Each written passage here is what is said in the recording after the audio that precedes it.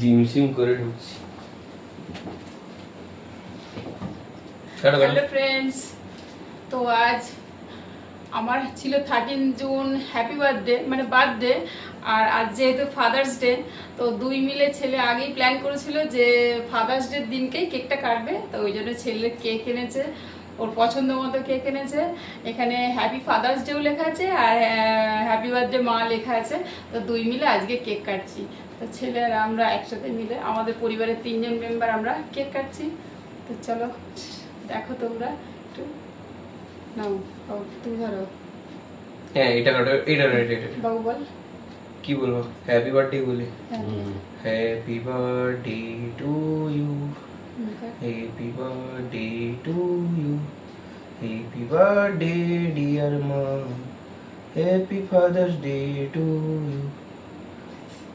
Wow, মজা আ গয়া। ছোট ছোট করে কাট, একটুখানি করে নে। দাঁড়া, এটা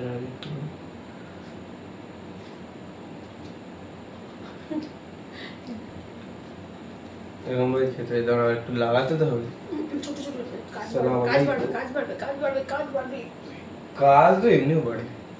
এটা তো আমি লাগাবো না, স্কিনে ইয়ে হয়, পিম্পল হয়। বলছি স্কিনে পিম্পল হয় আমার। কেকটা সুন্দর খেতে। ফাদার্স ডে, তুমি আমাকে একটু খাই দাও। এই বন্ধ করলাম। দাঁড়া। তাহলে মিডিল দিয়ে অনেক কাট করতে হবে আমার, অনেক। তো চলো টাটা, গুড নাইট। কেক কাটা হয়ে গেল।